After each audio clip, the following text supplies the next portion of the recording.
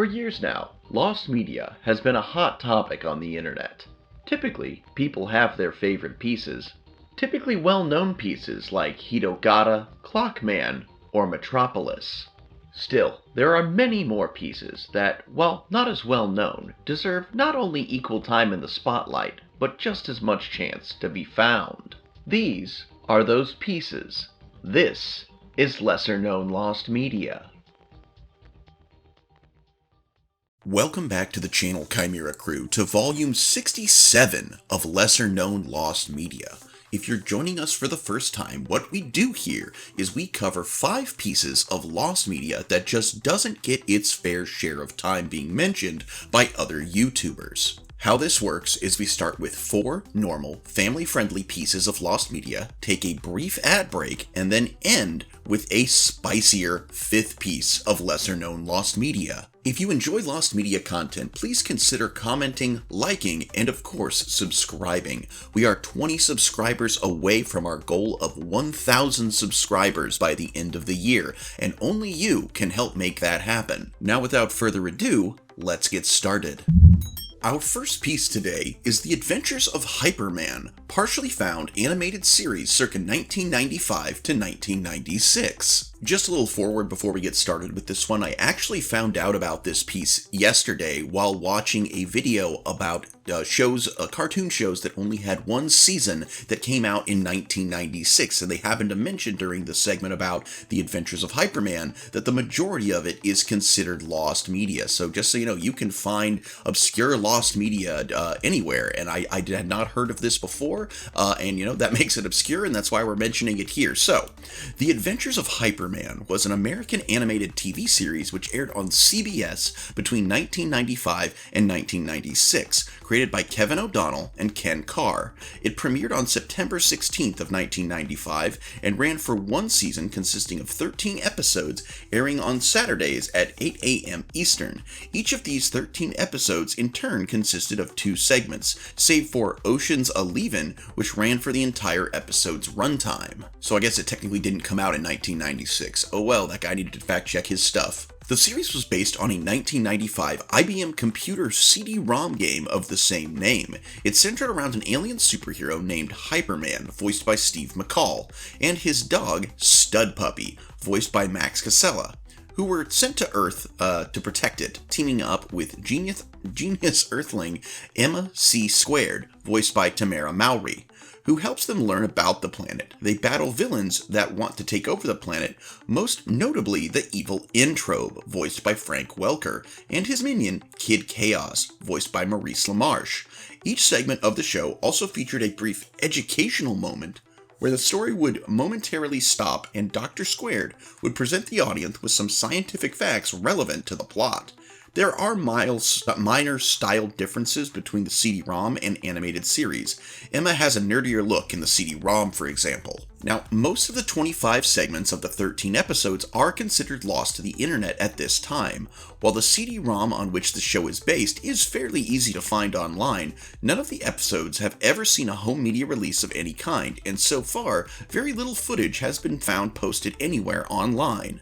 The episodes Robotot, Foul Weather Friend, and Ocean's Leaving have been posted in their entirety. A 12-minute recording of the first episode, The Incredible Lightness of Beano, was found by Christian Bajus and Garrett Gilchrist, as well as a promo. Limited footages of the episode E-Brain Strangelove and Hypermeddling Made Easy were also posted. The only other surviving remnants of the show are a set of 3 still images of unknown episodes of the show hosted at blastfromthepasttv.com. 5 more unknown episode stills from planetjeunesse.com, 3 CBS promos featuring brief segments of the English dub, and 2 episodes clips posted to YouTube by user AnimeGXYZ of portions of the Basque, a language spoken in the north of Spain in Basque Country, dubs of the 2 episodes. And the Evil Brain and the Good, the Bad, and the Emmas were these Basque episodes that have clips posted. The series and game are also believed to have had an accompanying website called Hyperman Online. the theme park of the mind. This site was referred to in advertisements as the greatest place in space for children to have fun, meet friends, and challenge their thinking.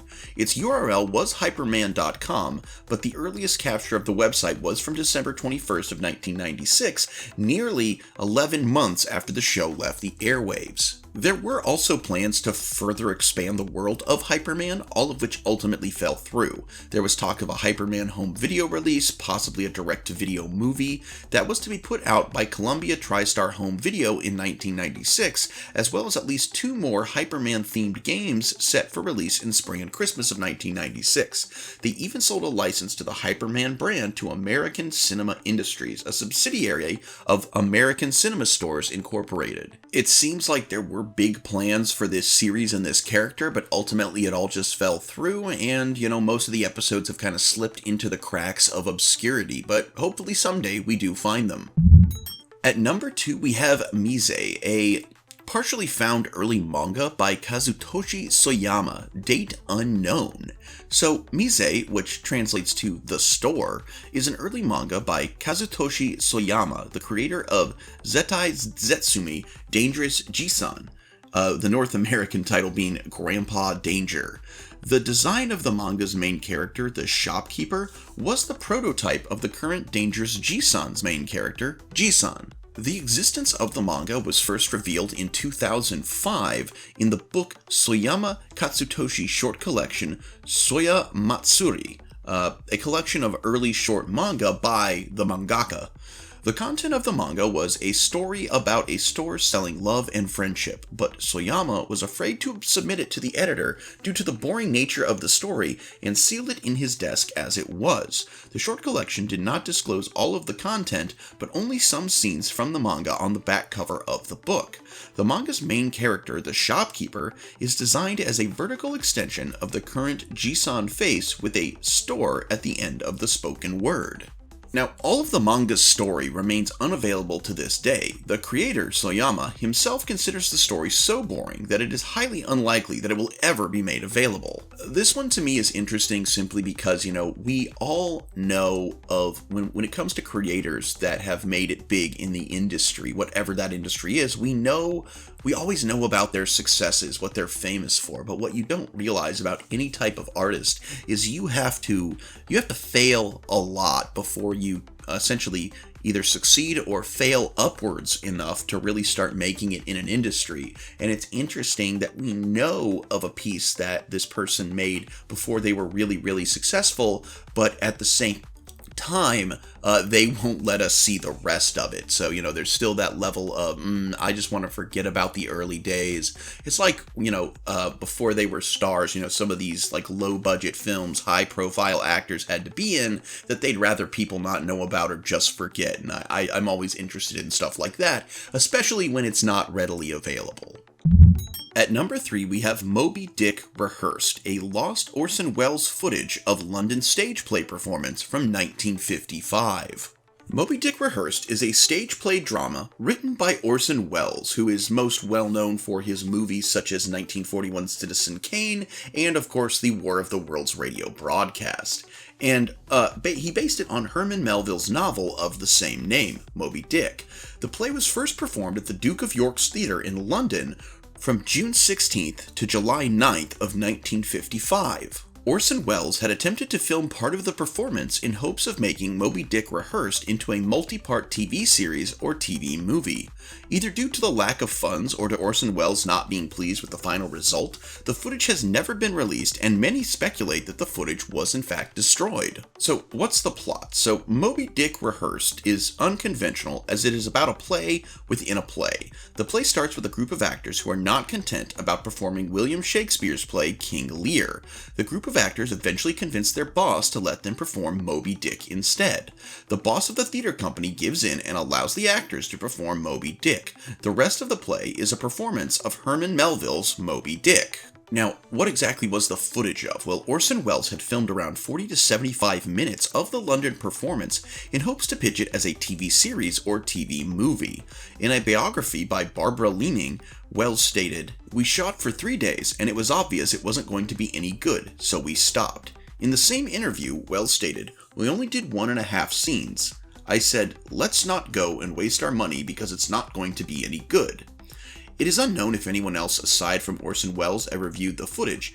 Actor Patrick McGoohan did recall watching around 40 minutes of the footage that Orson Welles had filmed, but the claim was made in 1986. It's too bad, too, that we can't see this footage, because just looking at who the cast was going to be, well, better to put who the cast was, as Moby Dick Rehearse did have performances in both London and New York City.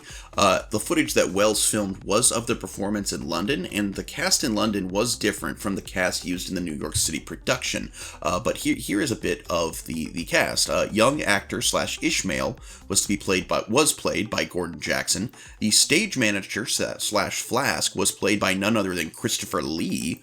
Middle-aged actor / Stubb was played by Wensley Pithy. Young actress / Pip was played by Joan Plowright. The actor manager, Father Maple, and Ahab were played by Orson Welles himself, and the role of very serious actor / Eliza was played by Kenneth Williams. I mean, Christopher Lee alone would have made this fun to see, right? So where's the footage? Well, it is unknown what happened to the footage that Orson Welles had filmed in London. Given the fact that Welles was not pleased with the outcome of the film, it is possible he simply threw the footage away. Claims have arisen that there is a badly decomposed copy at the Munich Film Museum, where most of Welles's films went upon his death, though museum director Stephen Drosler has debunked this and has offered up a theory that the footage is somewhere in Italy. The footage of the London performance has yet to resurface. This one is interesting for a number of reasons. One, it's lost media from Orson Welles. It features not only Welles, but Christopher Lee, and is a lost, stage performance. I do love the theater. I love stage shows, and, one specifically put on of Moby Dick would be very interesting. I would have been interested to see how they do Moby Dick on stage. I was actually talking to my father just last weekend about how I'm surprised that there has not, with all of Hollywood, basically just making either sequels or reboots or just adaptations of existing properties, I'm surprised with all the advancements we've made in recent years that no one has made a Moby Dick movie for the big screen recently, because you could really, really have some fun with that story, the drama, the action scenes with the whale. I think it could be amazing, and I'm kind of amazed nobody has put that into production with everything you could do to really make that story pop. But apparently there's also a missing stage show, so yeah. Alright, Chimera Crew, at number 4 we have anime document Munshin no Michi, partly found Japanese animation / live action documentary TV series from 1972. Anime document Munshin no Michi, translated to Anime document The Road to Munich, is a documentary TV show integrating animation and live action that aired on the Tokyo Broadcast Station from April 23 to August 20th of 1972, produced by TBS and Nippon Television Animation. The show had 16 episodes. The show focuses on the Japanese men's national volleyball team, who as a whole and on an individual players as they work towards the Munich Olympics on August 26, 1972. According to Soji Yoshikawa, who directed the show's animation, the project began when Yatsutaka Matsudaira, the coach of the Japanese national team, approached TBS through an advertising agency with the idea of raising the team's profile. The reason for the show's method of integrating animation and live action was that live action alone could not be expected to generate viewer ratings, and having amateur players on the show would violate the player regulations. On September 24th of 1972, a special episode was aired to commemorate the national team's decision to win the championship. However, currently, episodes of the show are not available online, nor are they available on DVD or other physical releases. The only part of the show that is available for viewing is the intro video that has surfaced on YouTube. This one to me is especially interesting because of the choice to use animation along with live action for this more or less documentary, so to speak, was due to the fact that showing amateur players in live action would violate, the amateur athlete rules, which I I've always thought that stuff in any country was pretty dumb. I'm glad we've kind of started getting rid of it in the US, but, it's just such an interesting concept as a way to get around, they wanted to do something. There was a roadblock. They found a way around it. That's just a monument to human ingenuity and the ability to adapt. And unfortunately, personally, I don't necessarily think I would find the show itself very interesting, but the fact that it's lost, is a tragedy, because for however entertaining it may or may not have been, it is definitely a cool concept and cool idea that they put into effect, and that should be saved for posterity. Alright guys, we're gonna get to that fifth spicy piece here in just a moment, but I wanted to take a moment to talk to you about my other side business, well, just the other side of Chimera Miniatures. As returning viewers will know, and new viewers may or may not know, this channel was started as a way to do some free advertising for my original side hustle, Chimera Miniatures, where I made, miniatures that I kit bashed into one-of-a-kind pieces, but since I was using bits and pieces from things to make something new, I called them chimeras. So I was making Chimera Miniatures, hence Chimera Miniatures being my name. Weird how that works, right? But in the vein of lost media, one of the things that got me thinking, I decided to go looking to see if this thing I had as a kid was lost media or if it was still available. There was a program from 1996 called Lexmark Comic Creator, or just Comic Creator. While I did find a Circuit City ad for the product on YouTube, as well as a download of the program on My Abandonware, the game is so old that it is not able to run on my computer, so while it might not be lost to all, it is lost to me. Now, what this program was it had the ability, and a bunch of pre-made characters, backgrounds, effects, everything. You could make comic books, and one of the characters that I really liked, her name was Raptor, and what her appearance, though I was not able to find images online of it for reference, but just in memory, is she was a blonde woman wearing a red dress, and she had bird-like feet and talons on her hands and a pair of avian wings. And so I was, mucking about in my workshop, piecing together various things, and I made, as you can see on the screen now, Raptor in all her forgotten glory. I just thought that was kind of interesting to put there, considering, she is kind of a piece of lost media, and I have, in my own right, gained a following, not so much for my miniatures, but for my coverage of lesser-known lost media. So, Raptor, as well as all of my other miniatures, both repaints, chimeras, safe for work, not safe for work, the spicier ones, are all available on eBay and Mercari. Links are in the description. So, that being said, without further ado, let's get to that fifth spicy piece. And at number 5, we have The Bielis Case, a partially lost Russian silent film from 1917. Just so you know, this entry has been flagged as spicy due to its discussions of murder and anti-Semitism. You have been warned. The Bielis Case goes by many names, Vera Chibiryak, or Blood Libel, The Truth of the Bielis Affair, Bloody Libel, The Bielis Affair, and, those are the names we have for this particular lost film, but it is a 1917 Russian silent film that was written and directed by Nikolai Breshkovsky. The film was based on a lawsuit of Menahem Mendel Bielis for the murder of Andrei Yuchinsky, a student at the Kiev Sofia Theological School on March 12th of 1911.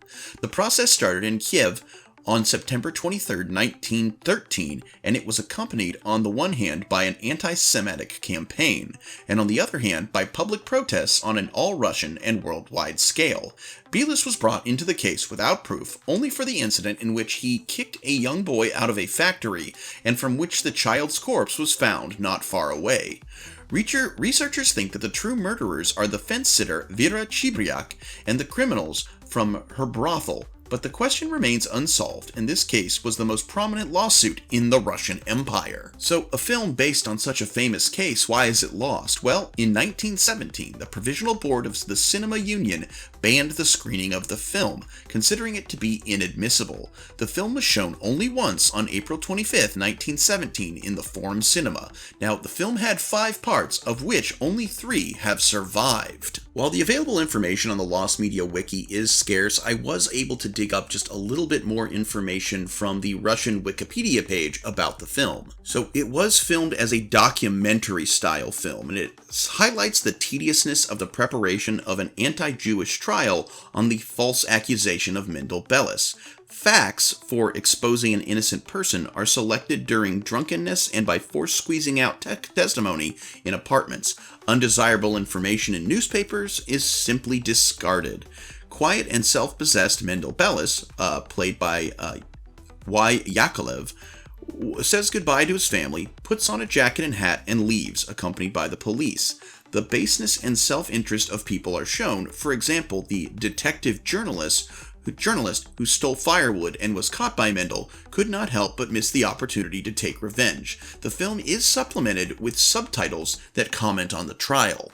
Also, while the Provisional Committee of the Cinema Union was the first one to ban the film, two more organizations joined in this, the United Film Publishing Society and the All-Russian Society of Theater Owners. So again, the film was only shown at the Forum Cinema, but after resolutions, the screening there was stopped. Also in the Russian Wikipedia page, there is a press note from the year of the film's release, and it reads, translated into English of course, "Now that the chains of censorship have been broken, it is possible to resurrect artistically and objectively such a nightmarish affair of the old misanthropic regime as that of Bellis. There was an opportunity to touch the backstage springs and threads of this medieval process. The other day in Kiev, the famous writer N.N. Brezhnev-Bruskovsky staged a large complex plot film drama, Blood Libel, staged by him for the screen. The best forces of the Solstav Theater participated. Kuznetsov, Yankolev, who made up as Bellis for the illusion, Tensin, and the actress Khodovaskiana. The actor Murchitsky played a name I can't even begin to pronounce. Aerial photographs were taken in the very places where the famous Belyasad took place 4 years ago. There is a 2-story house on Lukyanovka where Vera Chibryak lived, and the house of Bellis 200 steps away. The Zetskiv factory with its picturesque surroundings, and the very cave on the steep bank of the Dnieper where Yukochinsky's body was found. The plot of the drama is in one of the Black 100 salons in Petrograd. Is it necessary to reopen old wounds? Is it necessary to make a drama of 2,000 meters from the extracted tears? The tragedy of the Belyasad can be embodied by a monumental work of artistic pen, but not screen sessions. So what I gather from that is that, while the public just thought that this case was not appropriate to turn into a movie, and as such, the sensibilities of the time caused this film to be more or less banned, and part of it to become lost. It is definitely always interesting to me that when the reason a piece of media is lost is because it was not considered appropriate for the time by the people of said time, and as such was kind of cast aside. And it does beg the question, is only appropriate media worth saving? If a film offends the general public sensibilities, do we discard it, or do we save it for posterity? A way this could definitely, on the note of spiciness, do we archive adult films, or do we let them, fade away, especially now in the online era when if a site, goes down, should there be efforts made to save the videos that were on the site, or should they just be lost to time? Who knows? I mean, personally, as someone who thinks media deserves to be preserved, no matter what the content of the video, I definitely think it deserves to at least be stored somewhere, but that's just my opinion. Let me know yours in the comments. And that does it for this volume, everybody. Tune in next week for volume 68, and tune in the week after for volume 69, where I'm going to go ahead and do what someone suggested, where volume 69, so 2 weeks from now, will be all spicy entries. And probably for volume 70, I'll do a miniature giveaway, so be sure to tune in 3 weeks from now for that one. Be sure to click subscribe if you haven't already, and just so you know, in case you are new to the channel, I put out 3 videos a week. There is our mythology or mythic or folklore video on Monday, the kind of wild card video on Wednesdays, and of course the latest installment of lesser known lost media on Fridays, as well as a new short every day. Thank you so much for watching, guys. I'm Mr. Sean. This is Chimera Miniatures, and until next time, I sincerely hope that you alpha great day and an even beta tomorrow.